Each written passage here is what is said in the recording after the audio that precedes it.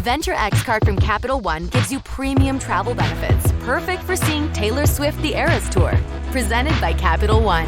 Ooh, I do love her. Earn 5 times miles on flights and 10 times miles on hotels through Capital One Travel. Enjoy your stay in Suite 13. Whoa, 13? That's Taylor's lucky number. The Venture X card from Capital One. What's in your wallet? Terms apply. See CapitalOne.com for details. Pros know a thing or two about how to get the toughest messes clean. That's why they've long trusted cleaning products from Ecolab for their businesses. And now, that level of clean is available for your home at the Home Depot. Introducing Ecolab Scientific Clean, a full line of pro-grade cleaning products for all your home's needs. So you can clean like you mean business. Now available exclusively at the Home Depot. How doers get more done. Welcome to the Boneyard with Steve Robertson. As always, I am your good friend and host, Steve Robertson, here on the Hump Day edition of the Yard. It was not a good night in Bulldog Athletics on Tuesday. We're going to talk about it. We're going to be honest about it. We're going to be frank about it. And we're going to get through it. It's very frustrating. Like many of you, I look forward to college baseball season all year long. We had a long time to get ready this year because we had an abbreviated season last year. And what we're seeing on the field right now is not representative of the tradition of Mississippi State baseball, nor is it in concert with our expectations for Bulldog baseball. It's simply not. Let's just call it for what it is. I'm not going to sit here and tell you I think things will be okay. Is it too early to panic? Yeah. Is it too early to be concerned? Absolutely not. I'm concerned. Like many of you, I'm concerned. Now, as a guy that's been around baseball his whole life, I'll tell you, yeah, you'll find out who you can trust. You'll find out which pitchers will throw strikes, which guys will compete. Right now, you're working through that. That's kind of what the non-conference is for. But middle relief pitching for Mississippi State has been an adventure. But again, we'll break that all down. Before we get into all of that, I wanted to make a few comments about the latest controversy with Alabama basketball.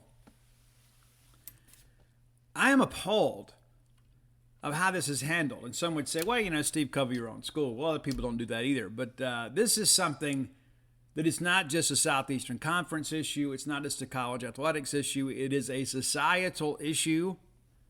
Brandon Miller, a guy that is months away from being a multimillionaire, implicated through some testimony yesterday at a preliminary hearing that he brought the murder weapon to the scene that led to a mother being shot and killed over a very silly and petty incident. The testimony yesterday said that, I guess, Darius Miles, I guess that's who it was. Sometimes it all runs together, right? But Miles reached out via text message to Miller and said, hey, the heat is in the hat, and basically asked him to bring a gun, a loaded gun, that had one in the chamber. I quote, "There's one in the head." And so he brings that to the scene, and ultimately a young lady loses her life. A son loses his mother.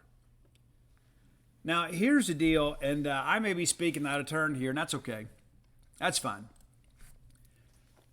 I submit to you, if he was not an Alabama student athlete, let's say that, he was, Brandon Thompson, political science major at the University of Alabama, that he'd be charged and probably be in jail right now.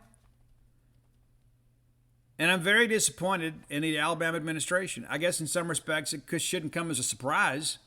And again, that's not an Alabama issue. It's a college athletics issue at large.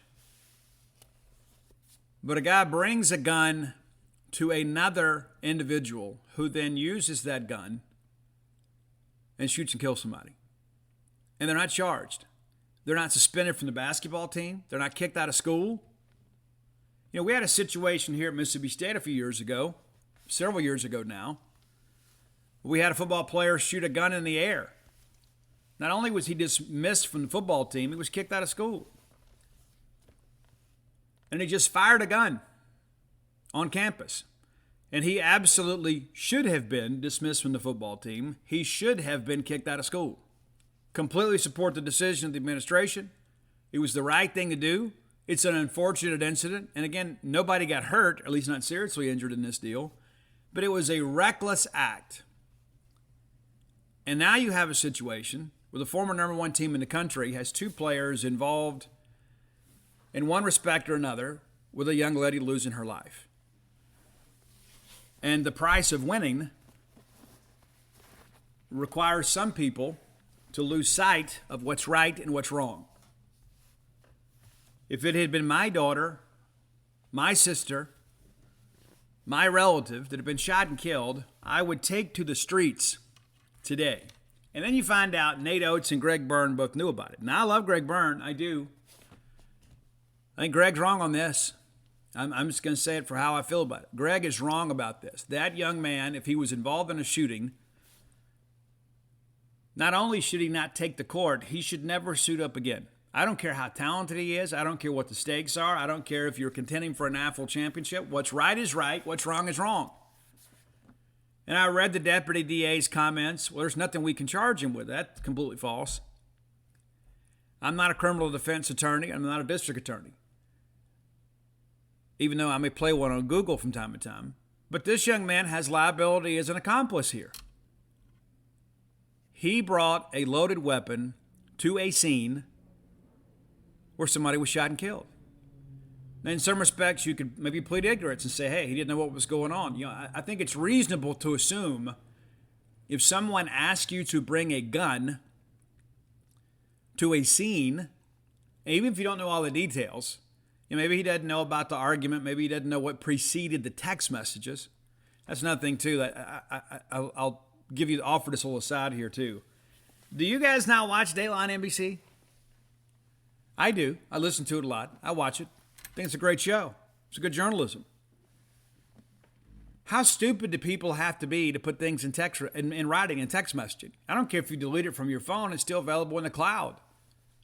The authorities can still get it from your provider. And so he gets a text message to bring a loaded weapon to the scene. Woman's dead. He continues to play basketball.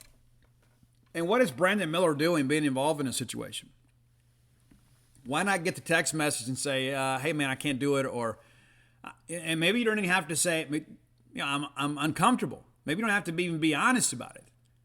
Just say, hey, I'm hemmed up right now. I can't do it. If one of my friends texts me in the heat of the moment and says, hey, man, bring me the gun, I'm not going to bring the gun. I'm just going to be honest with you. And it's not just because of the fact that I want to, you know, save my own skin. As your friend, I'm going to try to help you avoid a tragic situation. That's what good friends do. But now the University of Alabama has allowed this co-conspirator to continue to play. So what price is winning? Those are the things that I've asked myself sometimes. It's true. And at some point, we have all probably cut some corners, you know, to get some people in school and get them on a football field or a baseball diamond or a basketball court. Maybe we've kind of looked the other way when somebody has some questionable character. Maybe perhaps that we attribute it to just being young and immature. But 99 times out of 100, somebody doesn't lose their life.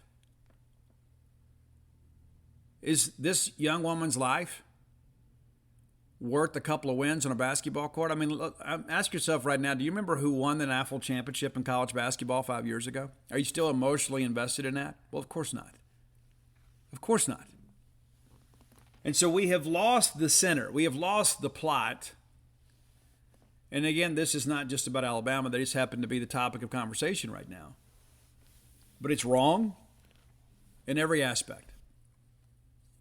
Even if the young lady had not been injured or killed, you bring a loaded gun into a heated situation, there's some culpability there. And even if legal charges are not justified, maybe the grand jury doesn't indict, maybe they consider, well, you know, he was ignorant of the details, did not understand the temperature of the situation, and so we're going to dismiss charges. I think everybody'd say, you know what, that's probably a little bit shady, but I can at least understand that. At least they went through the legal process. But we're not even going to do that. And remove the legal aspect of it. What's the right thing for Alabama to do? Well, isn't there a code of conduct for student athletes? And Nate Oates made a comment about, well, you can't control what everybody does when they're off campus and they're away from, the practice facility, whatever. It's inappropriate. It's embarrassing. And my honest opinion is I think Greg Sankey should step in here. I think Greg Sankey should step in and say, guys, listen, hey, Nate, Greg, you blew this one. We're going to bail you out here, and we'll take the heat. But this young man is going to be suspended pending a legal investigation. They say, well, he's not being charged with anything. Maybe he should be. But playing college athletics is a privilege, not a right. And somebody somewhere's got to do the right thing, because it's clear the University of Alabama is not going to. All right, let's thank our friends at Bulldog Burger Company, as always, for their undying support. I love Bulldog Burger Company. You will too. If you don't already, chances are you're probably having a great relationship with the fine folks at Bulldog Burger Company. Remind you, too, if you are in the central Mississippi area, perhaps you're going to be doing business there tomorrow evening, February 23rd. From 5 to 8 p.m., the fine folks from Fertile Ground, Jackson's own Fertile Ground, will be at Bulldog Burger Company in Ridgeland. They're going to show off the variety of their locally brewed beer. I know many of you enjoy that. Maybe you're not, a brand loyalist, and so I want to try something a little bit different.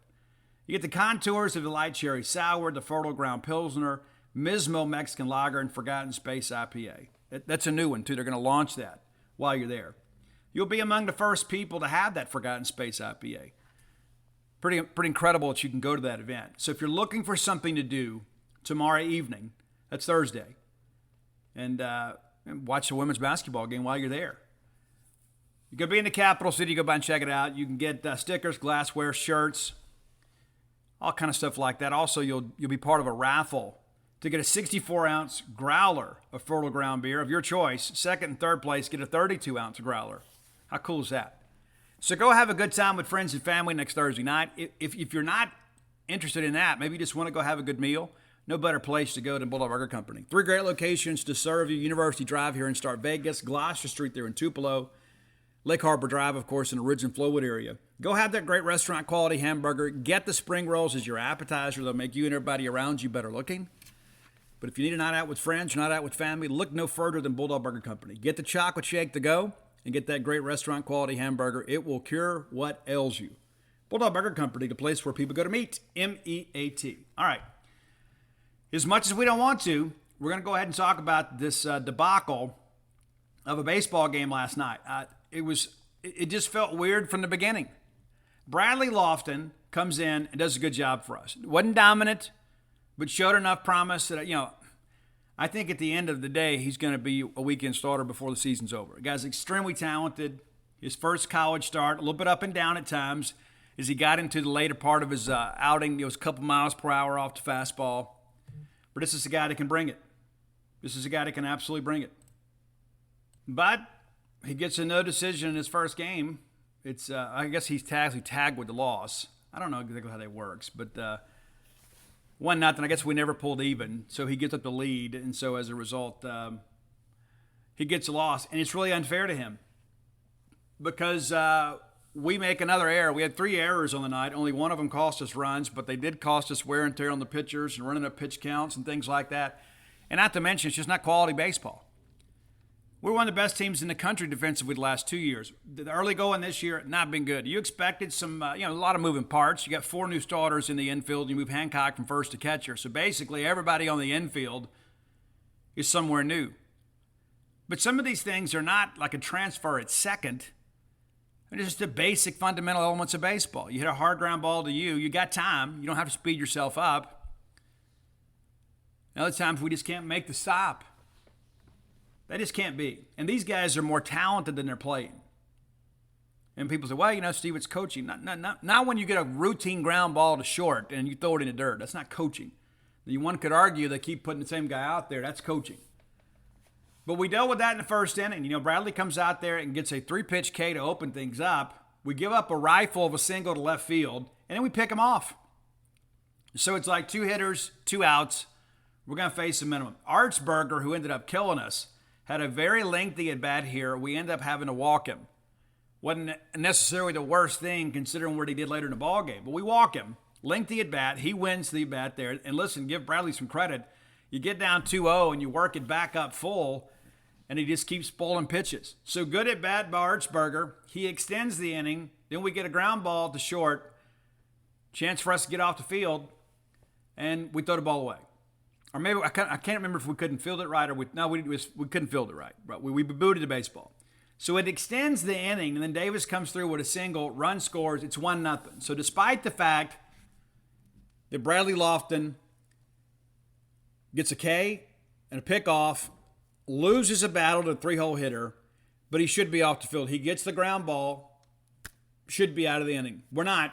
We extend the inning, and we give him a 1-0 lead. And then we bounce back and we strike out Haggard. And so you think, okay, it's 1 run. We're going to be good. We'll be okay. We'll be okay. Well, we were wrong. We were wrong. Bottom of 1, Larry Fly.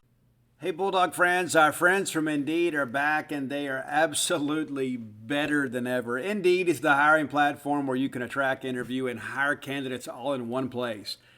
Your time is valuable. Don't waste multiple hours on multiple job sites looking for candidates with the right skills when you can do it all with Indeed. Find the top talent with Indeed's suite of powerful hiring tools like the Indeed Instant Match option, their assessments, and virtual interviews. You hate waiting? Indeed's U.S. data shows over 80% of Indeed employers find quality candidates whose resume on Indeed matches their job description exactly the moment they sponsor a job. How cool is that? The best thing about Indeed, too, is, listen, these are names you know. These are people that you can trust. They know that you're trying to grow your own business. You got to make every dollar count. That's why with Indeed, you only pay for quality applications that match your must-have job requirements. Indeed knows hiring needs to be cost-effective when you're running your own business, and many of you are. Put Indeed to work for you today. Visit Indeed.com/Boneyard to start hiring now. Just go to Indeed.com/Boneyard. Terms and conditions may apply. Cost per application. Pricing not available for everyone. You need to hire. You need Indeed. Simple as that. Venture X from Capital One is the travel card for people always asking, where next? You earn 10x miles on hotels and rental cars, and 5x miles on flights booked through Capital One Travel, and 2x miles on everything else you buy with Venture X. Plus, receive premium travel benefits like access to over 1,300 airport lounges. The Venture X card from Capital One. What's in your wallet? Terms apply. See CapitalOne.com for details. Pros know a thing or two about how to get the toughest messes clean. That's why they've long trusted cleaning products from Ecolab for their businesses. And now, that level of clean is available for your home at the Home Depot. Introducing Ecolab Scientific Clean, a full line of pro-grade cleaning products for all your home's needs. So you can clean like you mean business. Now available exclusively at the Home Depot. How doers get more done. Guys out to right center, led better than grounds out to second. Then Dakota Jordan murders a baseball back up the middle. And I hope you enjoyed that hit because we didn't get another one until the 7th inning. Hunter Hines, first pitch swinging, and I'm not a fan of that. I'm not a fan of our guy, our 4-hole hitter, swinging at first pitches. I'm not. Now, I don't know if that's what he's instructed to do. I don't know if there's a game plan involved there. But when you've got a man on, let's make the guy work a little bit. But we roll one over to the first baseman. He grabs it, steps on the bag, inning over. Think you're okay. Well, then Lofton comes back in the second. It's a 1-2-3 inning. You get a K of Dejan. You get Thibodeau to ground out to short, and then you K Jones. So that's 7, 8, 9 right there, 1, 2, 3, and you feel like we're on track. Let's go get some runs, right? Wrong. We go 1, 2, 3. Offer grounds out the second. Kellum strikes out looking. I think he was just guessing there. You know, he'd seen change-ups, and they ram a fastball in there. Then Hancock strikes out looking. I didn't like the call. Looked at neither. Replay showed it was a borderline pitch, too close to take on 3-2. So it's a 1, 2, 3 inning. Top of third, Lofton's back out. We get Weatherby leadoff hitter line out, and then DuPont reaches on a fielding error. And then we're able to recover here because Hines doesn't make the catch here. And again, you know, listen, we charge Hines with the error. There's 2 people involved here, but you got to catch a baseball. We recover. We throw the guy out at second. They review it. The call stands. And then we walk Archberger again on 4 pitches. And I don't know, again, if that was an unintentional, intentional walk. but we get Brown to strike out swinging. So good back-to-back good innings for Lofton. And I think you could basically say the first 3 innings were good for the freshman. Bottom of third, it's still a 1-0 ball game. Chance grounds out to short, Forsythe walks, and then Larry grounds into a double play. You're not going to see that happen very often, but he does. So we finally get a base runner after the first, but we do nothing with it. Inning over. Still a 1-0 ball game in the fourth. So Lofton's back out. We get Davis to strike out swinging. We walk Haggard, then get Dejan to K swinging. So it's 2 outs, a man on.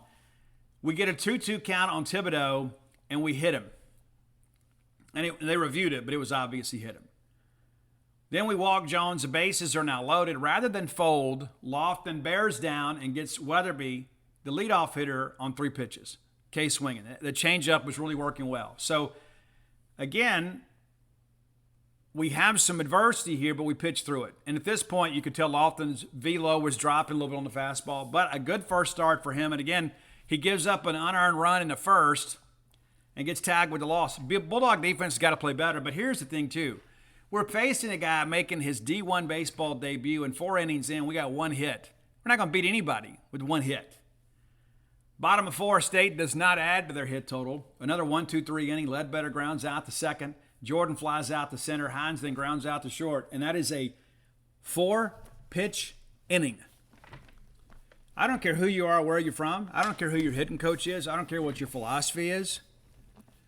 When you record 3 outs and 4 pitches, you need to reevaluate what you're doing. Again, first pitch swinging here. I mean, just first pitch swinging. Again, I don't know what we saw. I don't know what research we did.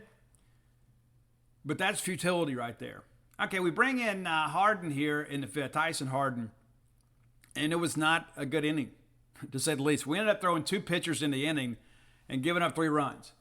We walked DuPont right away. We get behind him 2-0, and then we end up working the count to 2-2. Get a full count. We end up walking him. That was against DuPont. And then Archberger, home run for him. So Para walks already, and Archberger hits a tank to left.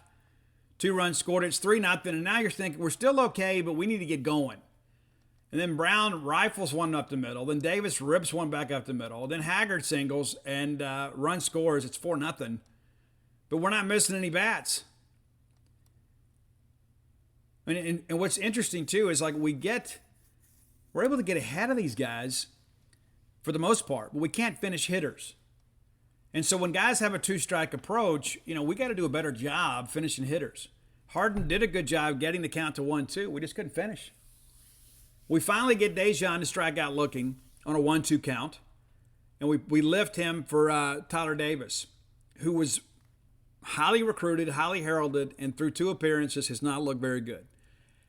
Ended his appearance on Saturday with a 1-2-3 inning, but this is another guy that not missing many bats. But the good thing is he kind of holds the game where it is here in the 5th. He gets Thibodeau to fly out. We get Jones to ground out, and they tried to bunt right there, but we're all over it. But it's a 4-0 ball game, and at this point you're concerned. You're maybe not really concerned. You think, we're going to be okay. We're going to be okay. Alfred K swinging to open up the Bulldog half of the 5th. Then Kellum Clark works for a walk. Luke grounds one to first. They try to run the 3-6-3. They can't get Hancock at first. They make a change here. They finally pull Huff, and Huff had absolutely dominated us. And then Bryce Chance flies out to right field on a 2-2 count.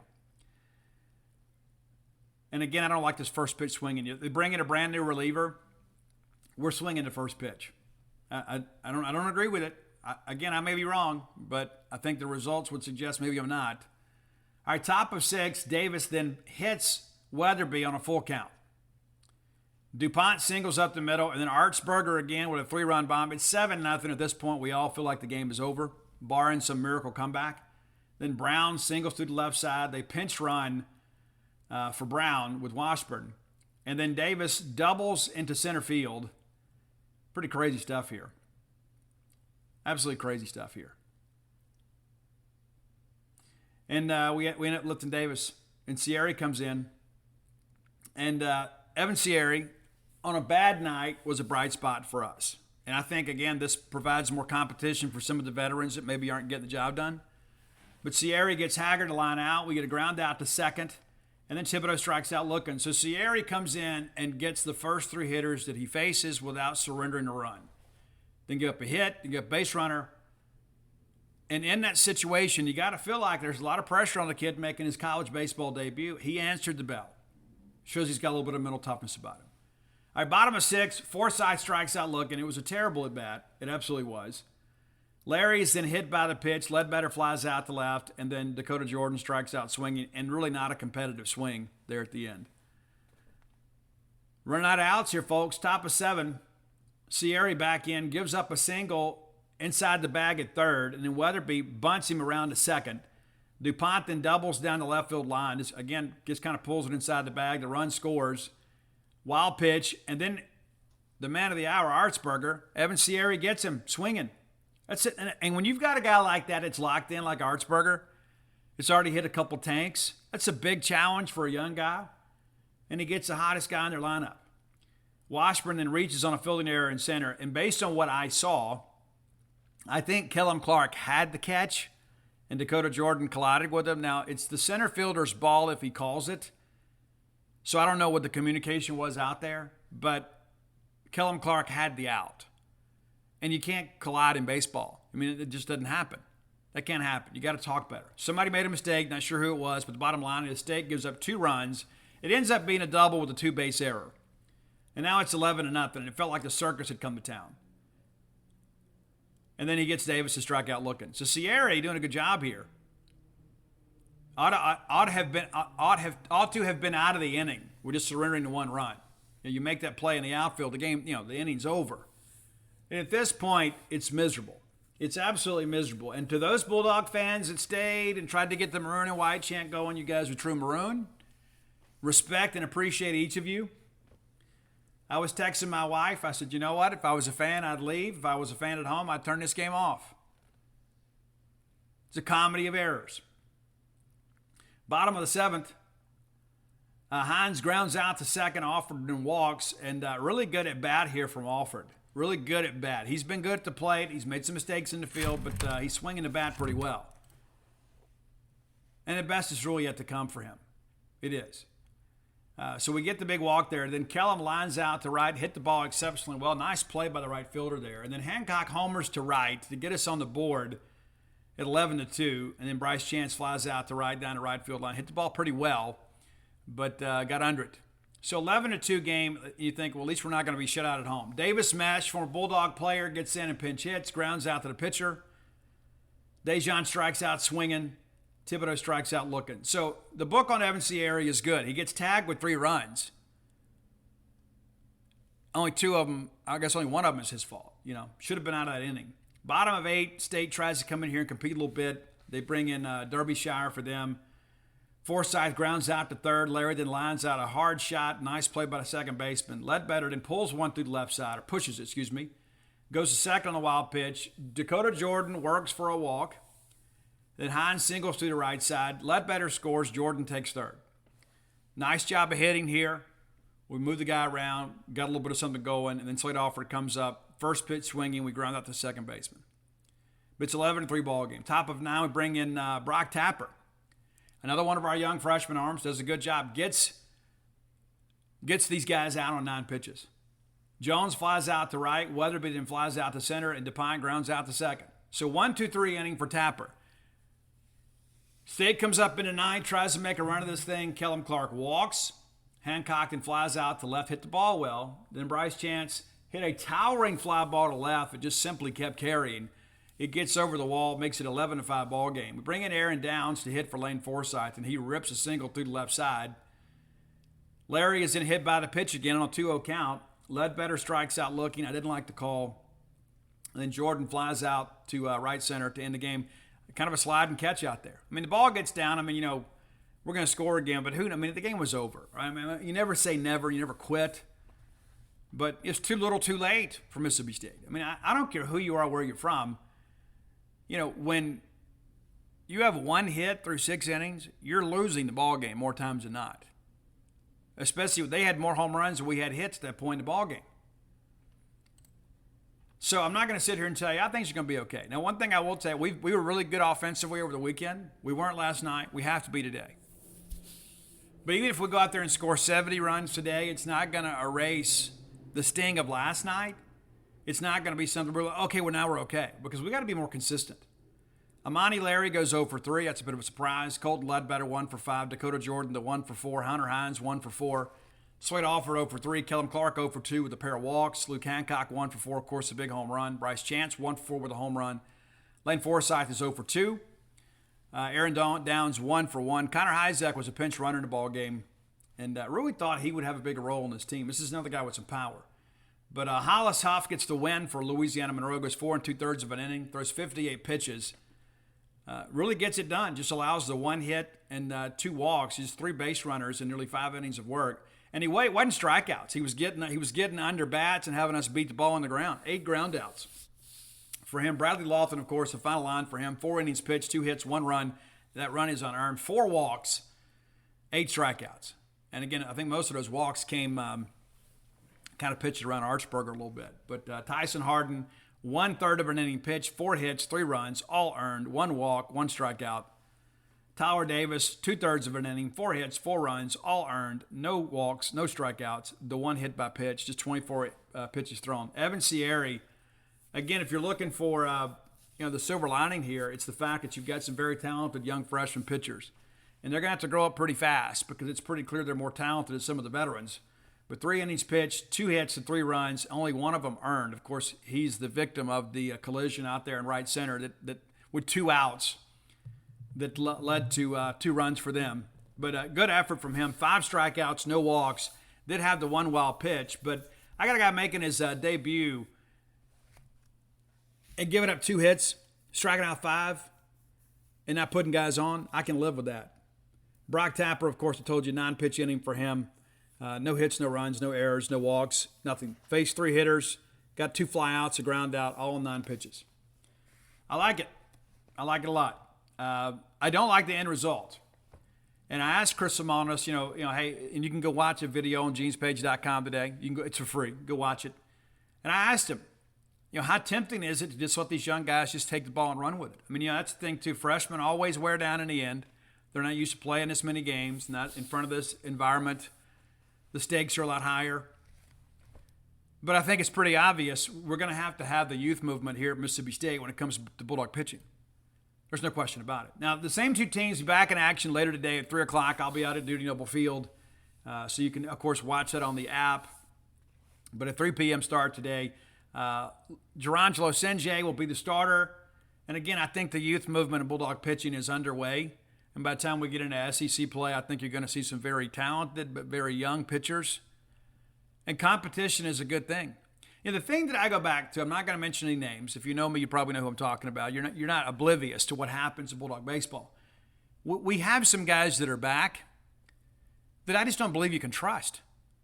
And so my opinion is if I can't trust you as a junior or a senior, and I have a more talented guy that maybe is not a proven commodity on the college level, I'm going to go with that guy. If I can't trust you, and I'm not sure if I can trust him, I know that I'm going to have him for a couple more years. And I already have a body of your work on the college level to kind of compare. I'm going to go with the young guy.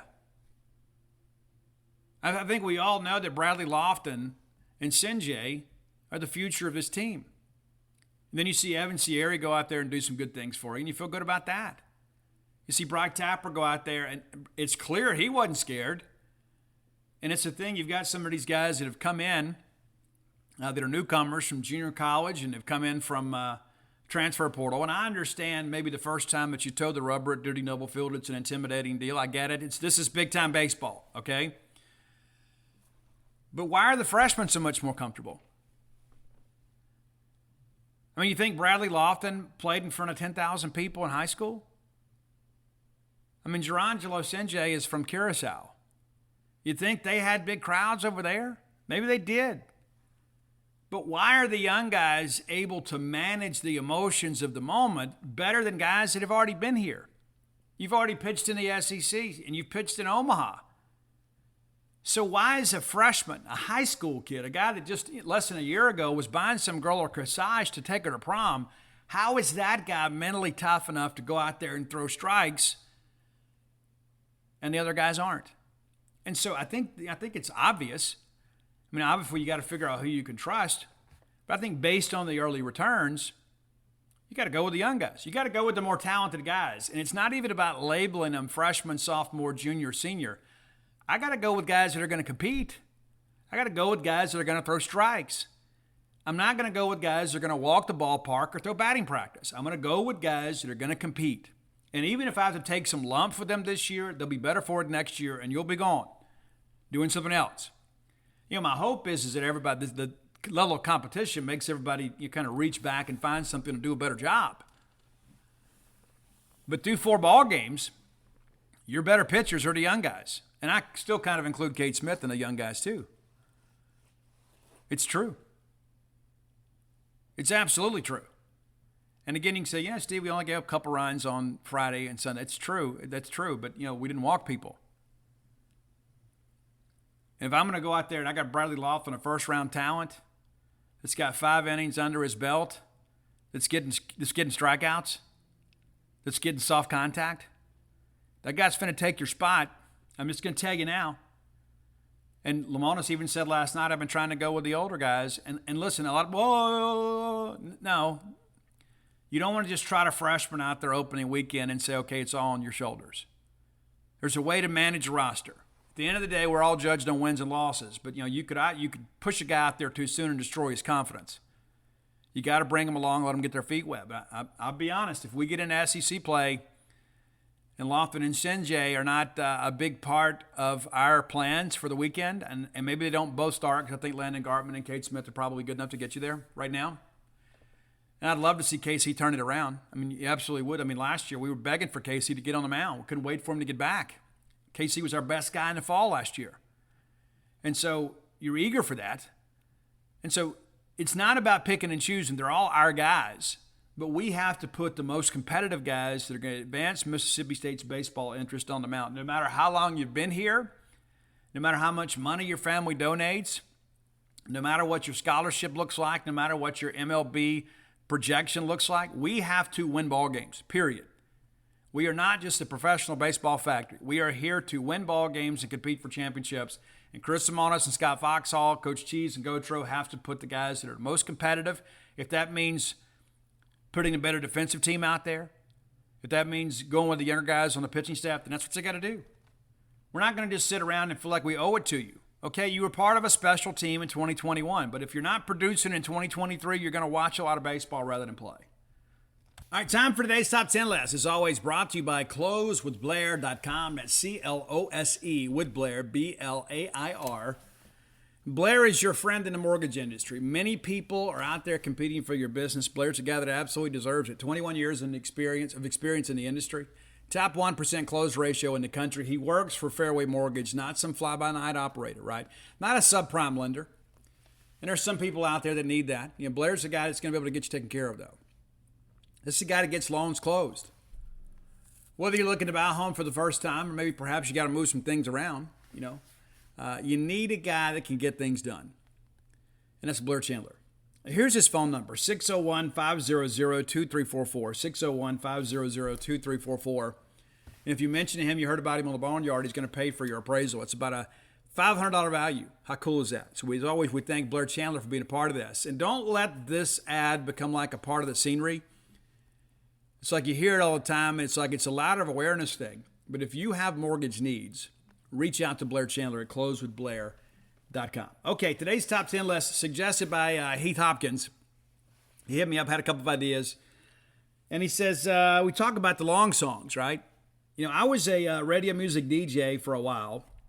And so sometimes I'd have to eat on air. And I had a girlfriend that would come by and visit from time to time.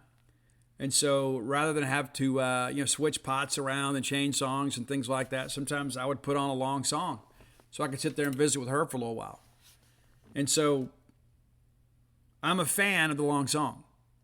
Now, many of you are jam band enthusiasts, so that's all you know. And a lot of that is because your favorite jam bands only have like a couple of good songs, so they got to make them last as long as possible.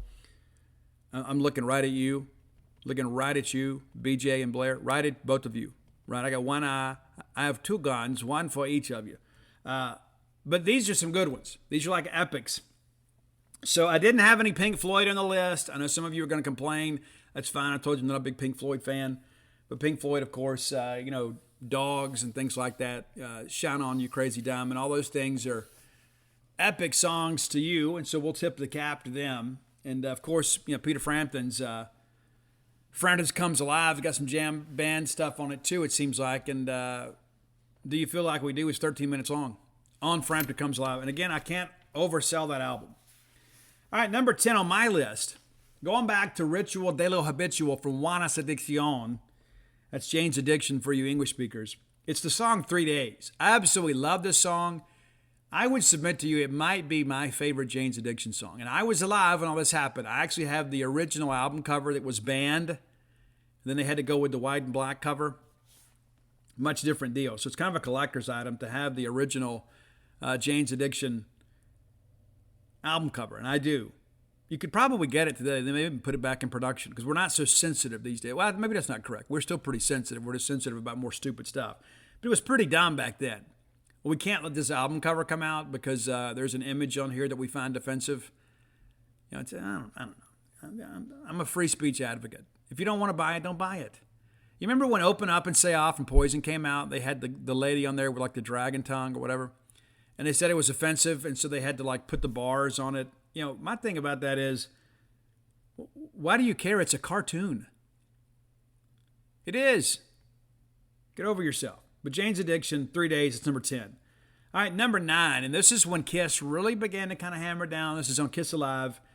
It's 100,000 Years from Kiss, and this thing checks in about 12 minutes long. Ace does an incredible job on this song. And it's probably an underappreciated classic because people like those 3 and 4 minute songs from Kiss. A lot of punch to them. It's just good ahead rock and roll. And I had somebody recently try to tell me that I was wrong about the lyrics for Rock and Roll All Night. And I'm absolutely not wrong. You're wrong. Look them up. Not to mention, just listen to the song. Stupid. All right, number 8. This song was kind of parsed down to make it radio friendly because that's the way you sold records. Back in the 1900s, you had to get your songs on the radio, and then in hopes of getting them on the charts, then getting them in the record stores because people heard songs on the radio. Who sings this? I want to buy this record.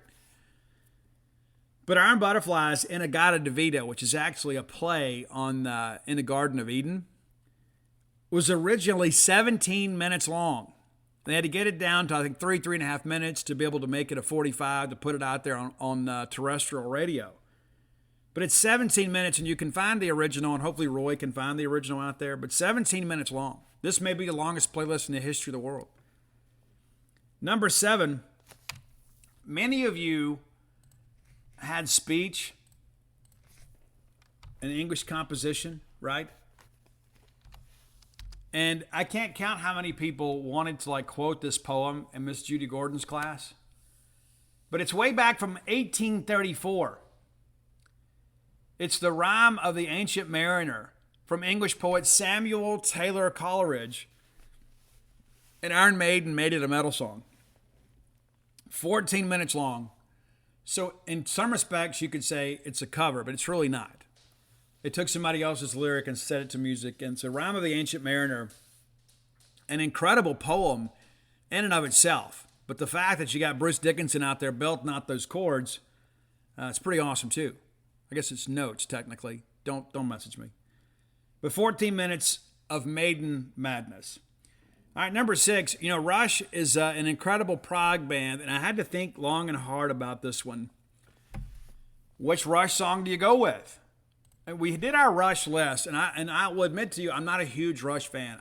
I respect them as musicians incredibly. But something about Geddy Lee's voice kind of gets to me. It doesn't work for me. But I have a tremendous amount of respect for the band. And, of course, Neil Peart is gone, one of the greatest technical drummers and an incredible poet in his own right. But I went with 2112 here. 2112, 20 minutes long, 20-minute song. And so, Rush looks at Widespread Panic and Government Mule and those guys and said, what are you doing? You want to be us when you grow up, BJ? Looking at you. But 2112 from Rush is number 6. Number 5 on the list. And this has kind of been a staple. One day I guess we could run the analytics and find out which songs have been on top 10 lists the most over the course of the last 3 years. This one's been on here a bunch.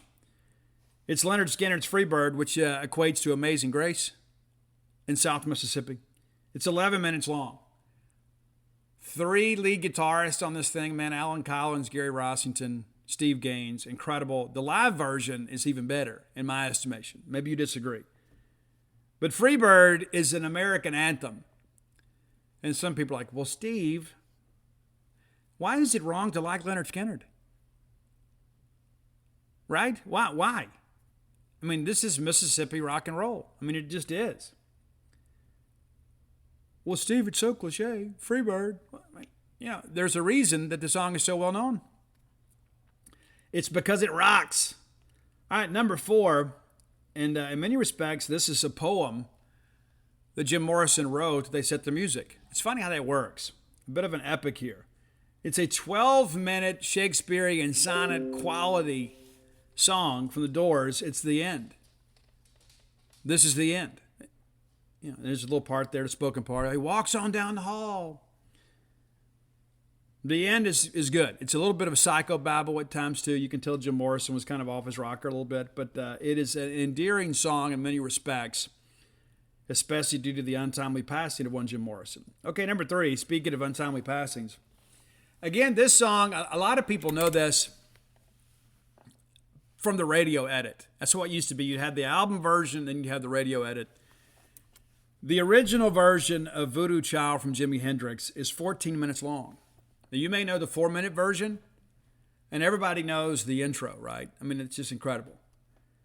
Jimi Hendrix has to be on our list. I would encourage you to, like, if you were like just a casual fan of Hendrix, there are some really good concerts on YouTube, and you're always looking for something, right? There are some, like his performance at the Monterey Pop Festival is out there. It's phenomenal.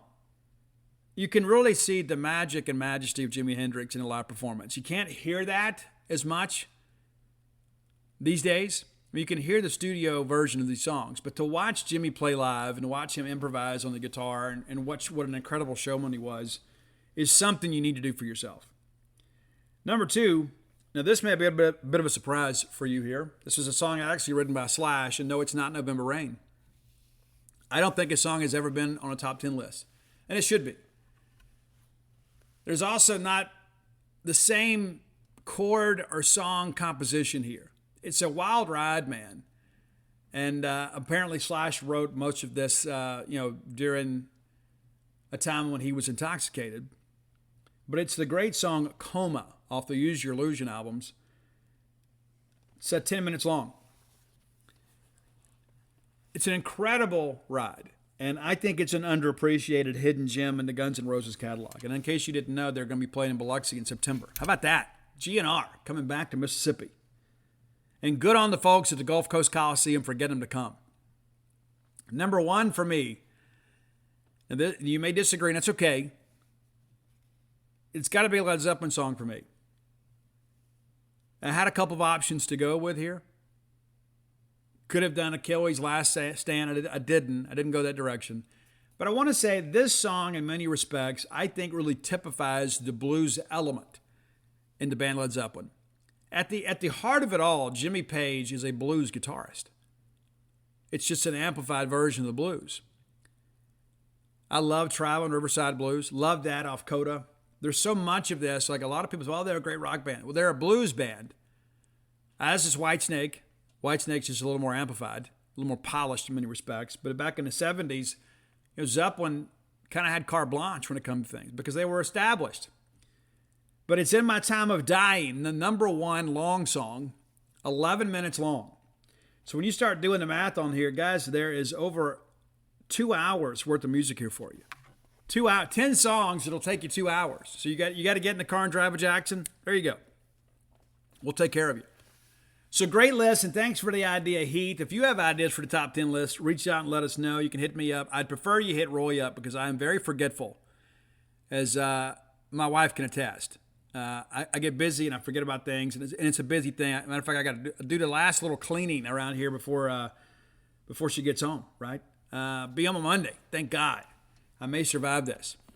But the reality of it is hit Roy up at Dogmatic67 on Twitter. That's DAWGMATIC 67. You could probably find him on Facebook too. Let's just flood Roy's mentions on all forms of social media. I want Roy's life to be interesting the next couple days. And a lot of people hit us up. They have ideas. We've already done them, and we'll try to find the list and send it to you. But sometimes it's proven to be more difficult than you would think. But all that said, Roy doing a great job. And really, Roy does this out of the joy of his heart because he enjoys the show and he enjoys music and he likes putting these things for you on Spotify. And you can find our great list on Spotify, also at Dogmatic67. So again, thanks as always to Roy. Very interesting list, very interesting idea. And I like your ideas. Sometimes your ideas, I can't maybe do them justice, and so I don't do them. It's not anything personal. But I do appreciate the fact that there's so much interaction between me and you when it comes to these lists. I have a lot of people that will message me and say, Steve, I love the list. I think you should have put this song on there. I don't take any offense to that.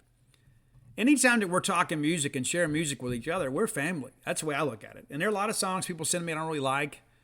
And there are probably some things I'll talk about you don't like either. And that's okay. That's part of being in a relationship. It's not always, popcorn and unicorn farts, right? I mean, it's just, sometimes we're going to disagree. But thanks as always for your support of the Top 10 list. All right, next segment of the show brought to you by Campus Bookmart. As always, a Starkvillian institution. Nobody doing a better job providing Mississippi State merchandise to the Mississippi State family.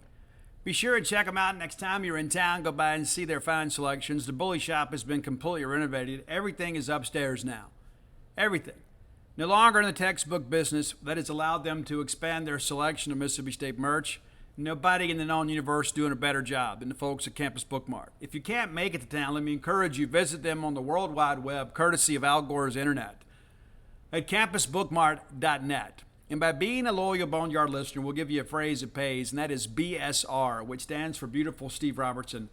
That'll get you free shipping on all orders over $75. Any order less than $75, absolutely incomplete. Again, that's campusbookmart.net, promo code BSR.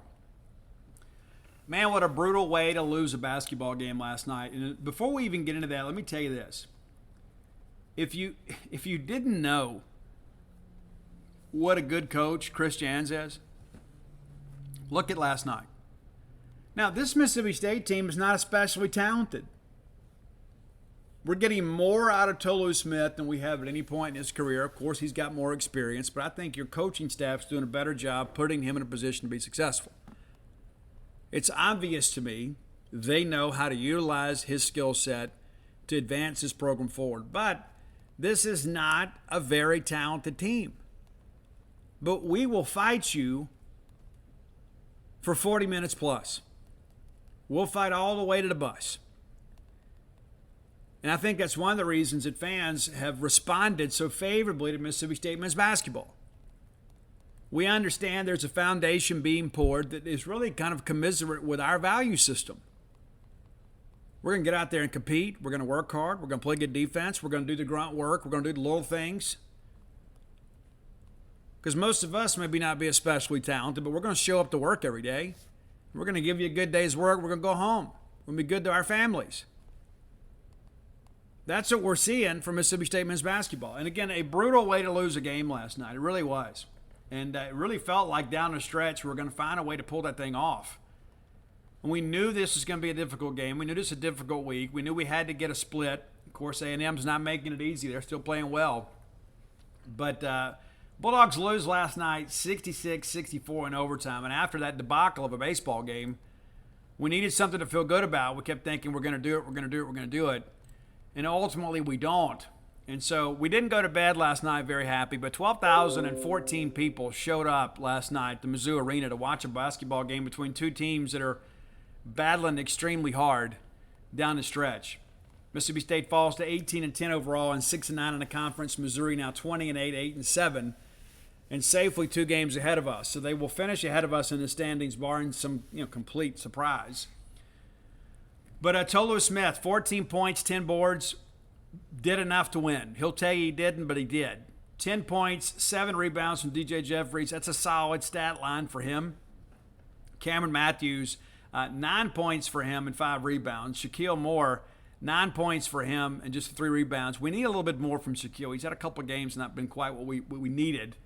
Deshaun Davis with some big baskets, 0 of 6 from beyond the arc, though. We got to get better there.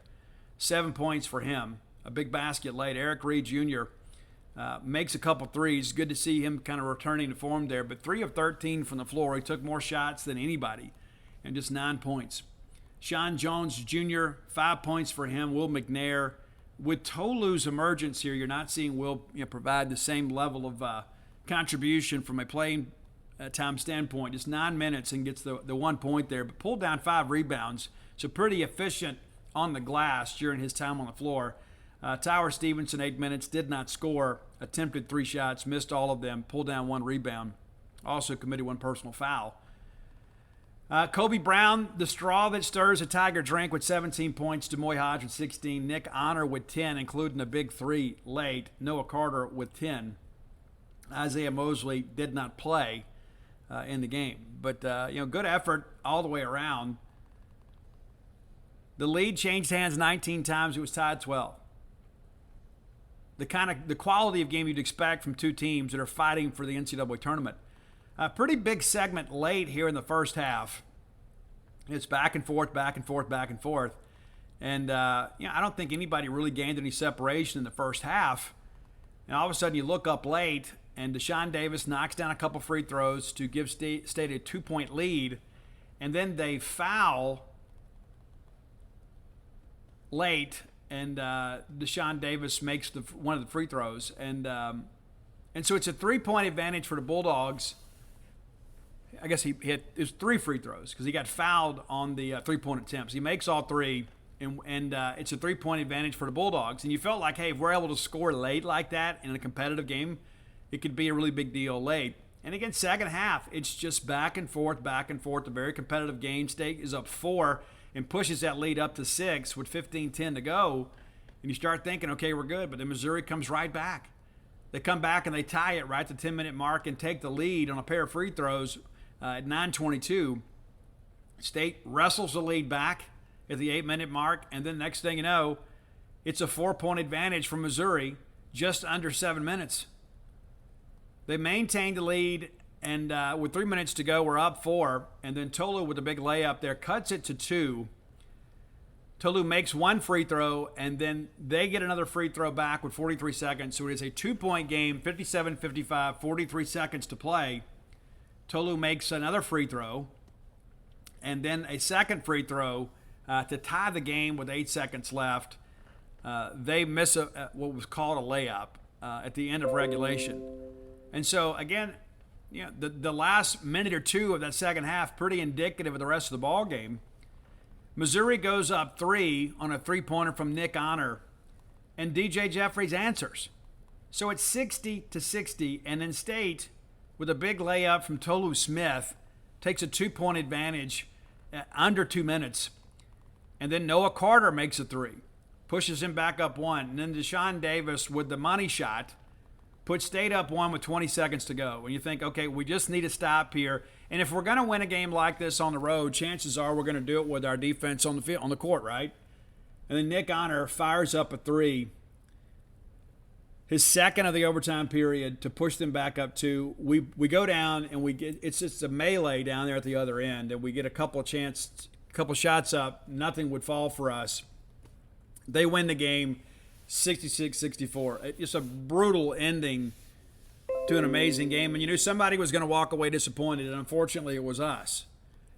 But like all of you, I'm exceptionally proud of Mississippi State men's basketball. This team, this level of effort, this coaching staff has all of us re-engaged again. And the fact that it stung so much last night is evidence that we all care about men's basketball again. And again, we've got a core group of fans. This is their favorite sport, and they want Mississippi State to be in the tournament. You think, hey, we want have a chance to get to Sweet 16, hang some banners. We hadn't done that in forever. But it's not the core fans that sell out the hump. It's the rest of us. And now all of a sudden you're beginning to see kind of the resurgence of interest in Mississippi State men's basketball. That is exciting. And again, that goes back to the hiring of Chris Jans. Now, what we have left, obviously, not a whole lot there, and chances of us finishing at 500 are now pretty slim. We're going to have to win out in order for that to happen. And I just don't expect that to happen. We get A&M Saturday in the Hump. That's a 2:30 tip. We'll preview that game on Friday. But the Aggies are playing well, and many of us, including myself, thought they may fade down the stretch. They actually have gotten stronger. Really good team. They upset Tennessee last night. Really, really, really good game in many respects. But we're going to have to play exceptionally well to win the game. We've been very good at home. If you can win that game, all of a sudden you start thinking, okay, we can feel comfortable. We can feel comfortable. Probably thought we'd lose. Probably thought a better chance was to win Missouri and then lose to A&M. But the reverse works just as well. Might actually work better. And then you get South Carolina for senior night on Tuesday, and then you travel to Vanderbilt, who's playing exceptionally well here as of late. So 3 games left. So we need to win all 3 to get to 500. I think 8 and 10 is probably what you'd expect. You got to find a way. You get South Carolina, you feel like that's a dub. You got to pick up one of these other 2. You finish 8 and 10 with 20 wins. I think 20 wins and 8 in this conference probably gets you in. But again, the fact that we're heading into the final week of college basketball season, the regular season, and that we're still talking about the tournament is a testament to this team, to this coaching staff, and for all the fans that have turned out and made this thing really special. And so it's down to this. I think you win 2 of the last 3 you're in. You probably could pick up a win in a tournament just to give yourself a little breathing room. But the latest projections have us in. I don't know who had us, who picked us to beat Missouri last night. We should have won the game. We didn't. And again, tip of the cap to them. They made big shots late. We made some big shots. They just happened to make one more. That ends up being a difference in the game. But we need everybody there Saturday. Everybody that can be there on Saturday. And, of course, baseball game has been pushed back. So you could probably catch the doubleheader. Go watch the men play and then turn over and go to Duty Noble Field and go watch us take on Arizona State. But big basketball games ahead of us, for sure. But again, I'm like all of you. Like, it took me a while last night. I mean, I even thought about recording last night. It probably wasn't the best of ideas, right? Just because of the fact that we had lost baseball in such a embarrassing way. And then we get a gut punch from Mizzou. And again, you tip the cap to them. It's not a lack of execution on our part. We went up there in a very difficult place to play and gave them all they wanted and then some. And that's what it required. It required a last-second shot. It required a big 3 from a guy that's not really known as a three-point shooter to win that game. And so I think in many respects we have earned respect and we've proven our tournament worthiness for the most part. We just have to finish. We just have to finish. And the fact that we're so emotionally invested in this, again, says a lot about year 1 under Chris Jans. Excited about what's going to happen Saturday. That would be a huge, huge win for us. And the Hump hadn't been the easiest places for people to play. State's 10-4 this year in our home arena. But, when you go back and look at the games that we've lost, at home, it's, number 1 Tennessee gets us, former number 1 Alabama gets us, and then Tennessee gets us. So 2 of those 4 to top 10 teams, the loss to Florida by 2, that's one you look at, if we had that one back. But it's a 2-point game. It absolutely is. It's a 2-point game. And then, of course, we lose to Kentucky by 3 at home. So you look at the 4 losses to 2 top 10 teams and 2 other games that went down to 1 shot. So A&M is going to have their hands full. We're going to bring it. I know you guys are going to bring it. We need our students to be there. They call it Super Saturday. We need you to turn out and be a part of that. Pretty exciting thing, to say the least. But it's good to be in late February playing games that matter. Not just for seeding in the SEC tournament, but for a chance to play our way into the big dance. And how special would that be for this fan base? It has endured so much when it comes to men's basketball over the course of the last dozen years. It's really been a while since we had the conference we could go out and beat anybody. And now we feel like we can compete with anybody. We may not be able to close, but we're not going to be an also-ran. And that's, again, the thing you look back, other than that debacle in Knoxville, every game's been competitive. Every single one. And that shows me that we're doing a good job game planning. That shows me we're doing a good job buying in. We have played some really good basketball this year without the complement of having a couple big scores. Everybody knows that Tolu is the straw that stirs the drink, and he's putting together the best season of his career. It's pretty crazy. And again, it makes me more, I'm excited about the home stretch, but it makes me even more excited about the offseason. You know, who will we find in the portal? What young guys are going to come in and be difference makers for us? You know, those are the kind of things that excite you. But it's like, you know, in the past, basketball recruiting has kind of been a niche thing for us. And Paul Jones does a great job with that for all of us at genespage.com. But, you know, I think in the past, people are like, we'll just get who we get. You know, there's no point in me, you know, paying close attention to this. I suspect this year, because of the renewed interest in men's basketball, you're going to want to know who we're getting on the basketball recruiting side and probably have some greater interest in that you've had in recent years. So hang in here with us. I still think the best days are ahead of us. I think you guys would agree. All right, let's thank our friends at Portico. I've told you guys many times before, if I was moving to Starkville, Portico is where I would move. Very easy to get to. Turn off 82 on a 12 like going to campus. Take the very first right on Pat Station Road. Go to four-way stop. Portico's right there on your right. Just 1.1 miles away from all things Bulldog. You've always dreamed of being this close to campus, so you can go to all the games. You know, I've got some friends of mine that they like to retire, and it makes me feel old to say that I've got friends that have retired, but I've always had older friends.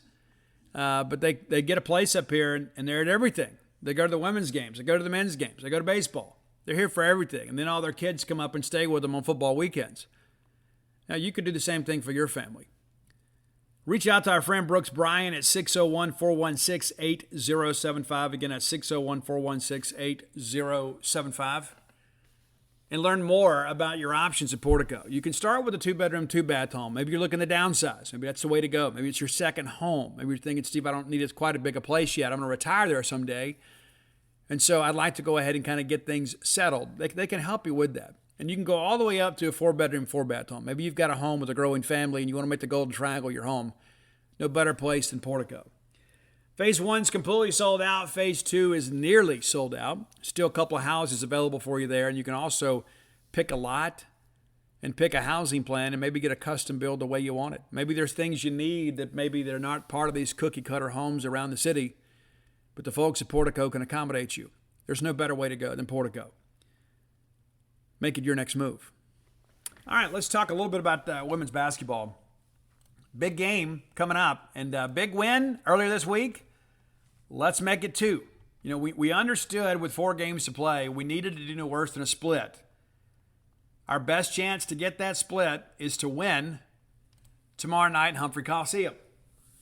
The Bulldogs 19-8, 8-6 in the conference, so we're assured of having at least a 500 record in the conference. And ladies, 13-2 at home.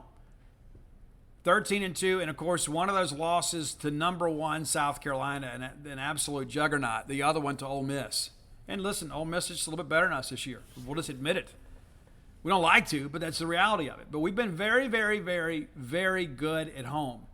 Now, a reminder for all of those that are involved in Greek organizations, it is your night tomorrow night at Humphrey Coliseum with an 8 p.m. tip. It is Greek night at the ladies' game. We need everybody to turn out, be rowdy. I don't know what the specifics are behind all this. I don't know what they need you to do if you're wearing your Greek lettering. You guys know that world better than me. I was in a fraternity too. It was just an unofficial one. It was called Uncap a Fifth. And that's what we did. But not necessarily proud of that. But I had some friends that were Delta Dow Deltas. I had a band with a couple of guys at Southern Miss. They were DTDs. They used to call them the Downtown Daddies because they got kicked off campus. But I digress. So it is your night, and we'll take on Arkansas. The Razorback ladies kind of in the same position we are. I mean, you looked at the Alabama game, you think that's probably the more difficult of the two.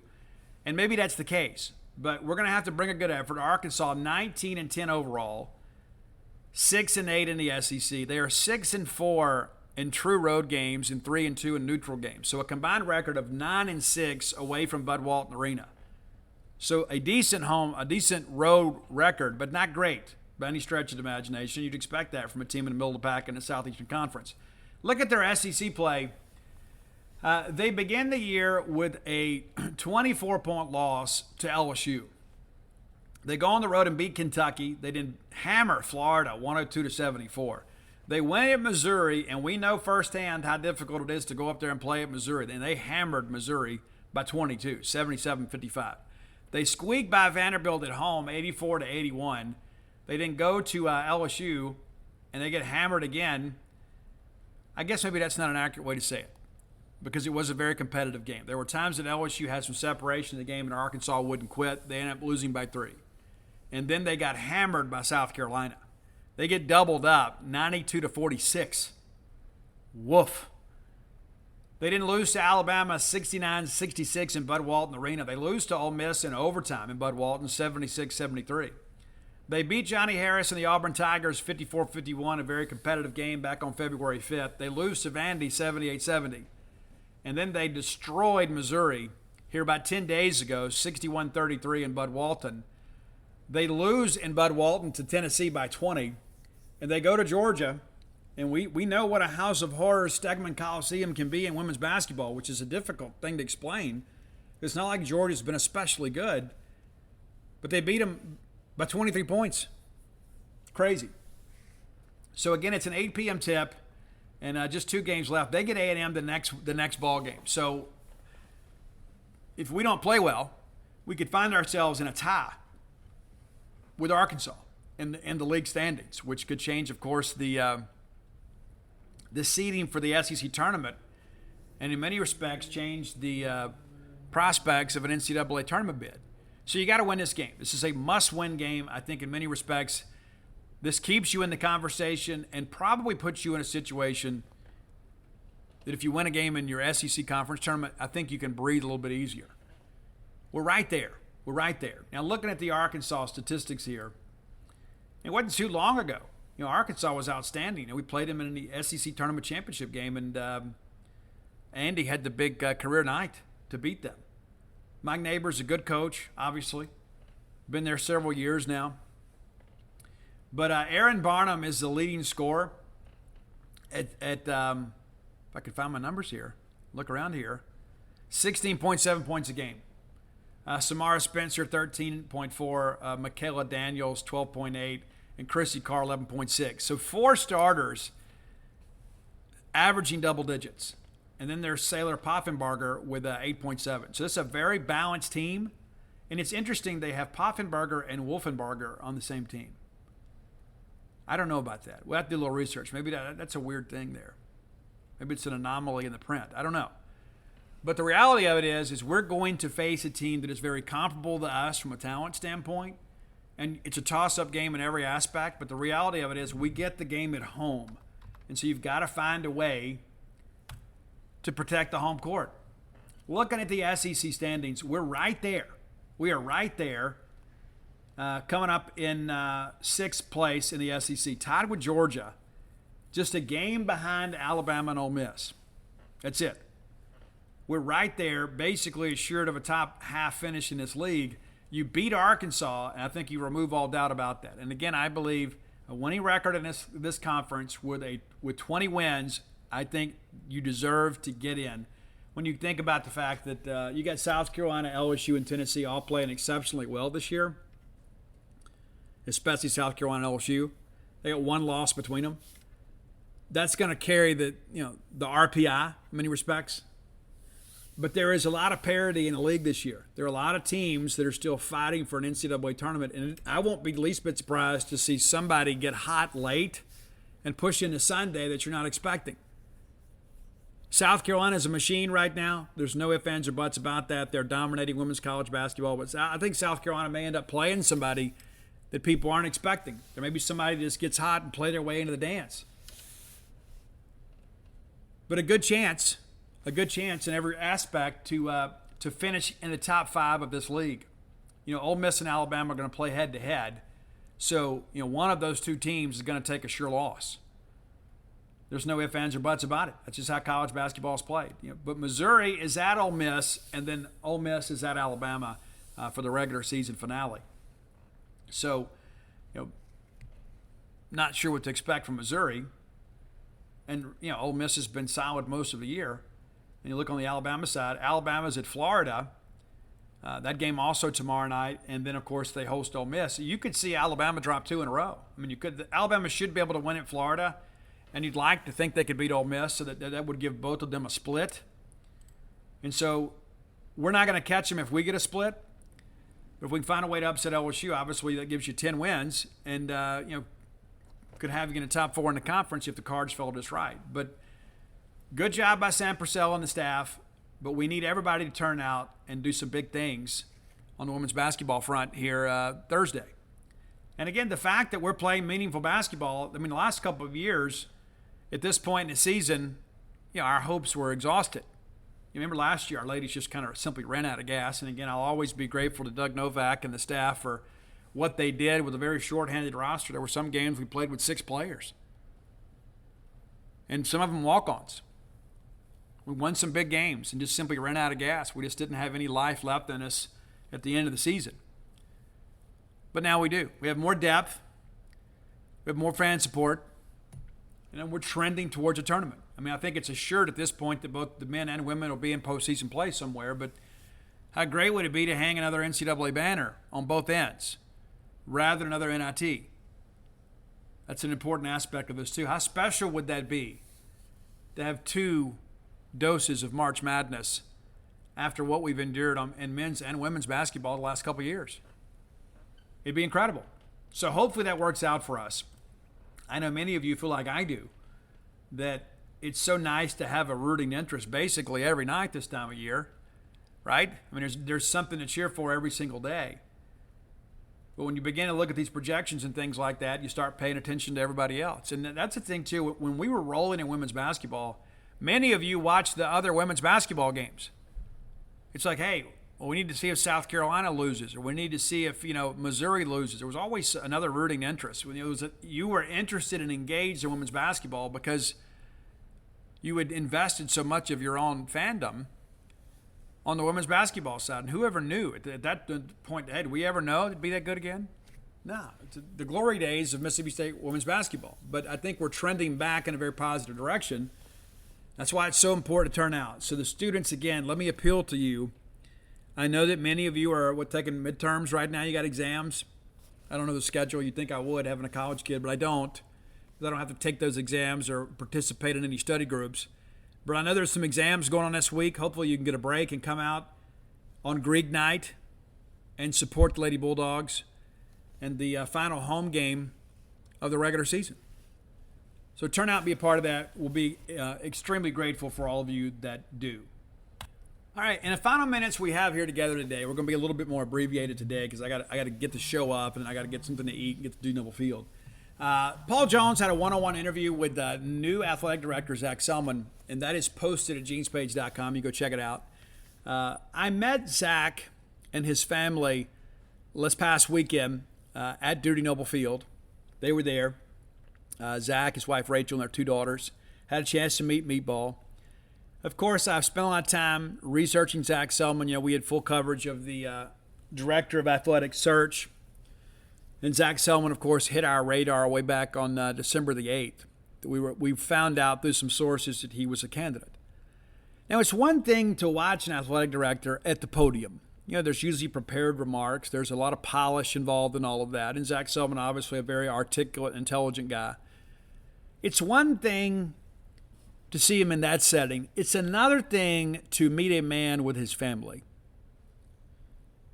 Right? Because I think that's really more indicative of who we are. There's no teleprompter. There's no, prepared statement. There's no media relations briefing before you go in. Hey, you're probably going to get asked about this. You're probably going to get asked about this. This is our policy on this. But you just meet somebody out there casually. I'm sitting there waiting to go to the restroom. Boom, there's Zach and his family. So we sat there and talked for a while. I got to say, I'm even more impressed with the guy. Not just because of the fact that he can carry a conversation with, in many respects, a stranger. Obviously, he knows some of my work from his time here at Mississippi State. In a short time, he says he's read some articles, and I take him at his word. But I was so incredibly impressed how, when he spoke to me, he looked me in the eye. And then, when it was time to introduce the family or talk to his daughters or talk to his wife, he was then engaged with them. there's a character aspect in all of that. It's about making people feel valued and important. And maybe I'm reading too much into that, but I don't think that I am. When his wife spoke to me, rather than Zach staring at the ground or staring out into the vast expanses of the Starkville night, he's watching his wife speak. He's given her the floor. He's paying her attention. He's given her the respect of the moment. We talked about Twitter. And he says, my girls will tell you I'm very boring on Twitter. And then Meatball says, Dad, all you got to do is tweet out a picture of me and then things will go viral. People will love you on Twitter. Now, I don't know what kind of director of athletics Zach Selman's going to be. I don't know. I have a good feeling. I do. But I don't know. I don't know what kind of decision maker he's going to be. I don't know him well enough to know. I know some people that know him. We do have some mutual friends or acquaintances within the industry that speak very highly of him. But I can tell you this. Based on my limited interaction with him, I think Zach Selman is a great man. And again, you never know people until you get to know them, right? There are probably some people that think great things about me that don't know my background, right? And I try to live my life in a way I don't have to keep secrets. But I wanted to share that with you because he didn't owe me the conversation. He could have just said, hey, nice to meet you, and kept going. But he didn't. We sat there and we visited, 10, 15 minutes. We talked about me writing books, and lo and behold, one of our new staffers walked up, and she had just bought Alpha Dogs that day. She goes, hey, you're the guy that wrote that book. I said, well, which one? I've actually written 5. And so we began to talk about that. And we talk about, Zach Selman's family history and connections to Oklahoma. And it was all so comfortable. Right? There's some people, it's like they always feel like they're being interviewed. And so the answers they give you are kind of like short, staccato. Like, they're just kind of giving you the bullet points so they can get out of there, get out of your presence, and get on with their evening. That just wasn't the impression that I got. And I don't think it's because I'm Steve Robertson, the reporter, Steve Robertson, the publisher of Gene's Page, or Steve Robertson, the author. I think it's the fact that Zach Selman saw another Bulldog up on that level and just saw the opportunity to visit. And so I wanted to share that with you because there's so much of that. You watch press conferences, with players and coaches, and you feel like you know them, right? Right? That's how it feels because you can watch their lips move and hear the words come out of their mouth, and either it makes sense to you or it doesn't. But you don't always get to talk to the players and the coaches kind of off the cuff like we do. And so I was so impressed with Zach. And again, not because of what he said, but because of how he acted and how he treated his wife and daughters. And again, it's a limited interaction, didn't last especially long. And one of our new staffers comes up and he introduces me to her and her husband. And even that interaction was very, very positive and very comfortable. And so we will see what happens over the course of the next couple of years. But as far as the first impression goes, I'll tell you, Zach Selman's won me over. And I'll be honest, I wanted Jared Banco because it's kind of the devil, right? I've known John Cohen since he was a player here. Of course, we became much better friends when he came back to Starkville. But the reality of it is, I've known John a long time. Known Jared Banco a while. From a business standpoint, it makes sense to me to have somebody in the building that is familiar with our work and what we do, right? But I didn't know much about Zach other than what I had researched and read and some press conferences that I've watched. But I can tell you can tell a lot about a guy and how he treats strangers and how he treats his family. A guy that has time for you, a guy that makes you feel important, is a guy that you like. And I like Zach Selman. And I think you guys will too. When they get out and they do the Road Dogs tour and stuff and you get a chance to hear him speak, you're going to hear a lot of the canned comments. You are. Because that's how life works. But when he's working the crowd afterwards and he's shaking your hand and taking pictures and things like that, you're going to see, I think, what Dr. Mark Keenum saw in Zach Selman. I think you're going to see a person that is very intelligent, that has a vision and a passion for Mississippi State. So let's make the most of our time with Zach while we have him. Who knows how long he stays? Does he leave one day to go back to be the director of athletics at Oklahoma? Maybe. Does he go to Wake Forest someday? I don't know. But I know this, it's almost like a transfer portal, right? While we have him, we got to get production. So let's support Zach Selman and the initiatives, and in turn Mississippi State, because if Zach Selman is successful, Mississippi State's going to be successful. We're all going to be happy.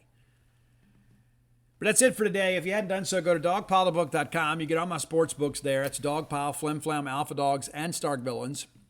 Bloomsville Leander, of course, available through barnesandnoble.com, amazon.com, booksmillion.com, or your local bookstore. Stark Villains gear always available at starkvillains.com. And come join our crazy dysfunctional family over at genespage.com. You can interact with our experts, get all your questions answered. Nobody providing you more in-depth coverage of Mississippi State athletics than us at genespage.com, the Mississippi State affiliate for 247 Sports. Very proud and happy to say that. And thank you guys so much for the successful run that we're on. We've never been bigger. We've never been better. Had the biggest month in our history in December, and then January backed up and had the biggest January in our history. And I don't think that's just because of me. I know it's because we have a great team, and I think all of you guys, too, your passion for Mississippi State athletics has kind of brought us together. So thank you from the bottom of my heart for all of you that listen to the Boneyard and buy the books and subscribe at genespage.com. But until next time, let's all live our lives in a way we make more friends than enemies, and people can see a difference in the way we live. Venture X from Capital One is the travel card for people always asking, Where next? You earn 10x miles on hotels and rental cars, and 5x miles on flights booked through Capital One Travel, and 2x miles on everything else you buy with Venture X. Plus, receive premium travel benefits like access to over 1,300 airport lounges. The Venture X card from Capital One. What's in your wallet? Terms apply. See CapitalOne.com for details. Pros know a thing or two about how to get the toughest messes clean. That's why they've long trusted cleaning products from Ecolab for their businesses. And now, that level of clean is available for your home at the Home Depot. Introducing Ecolab Scientific Clean, a full line of pro-grade cleaning products for all your home's needs. So you can clean like you mean business. Now available exclusively at the Home Depot. How doers get more done.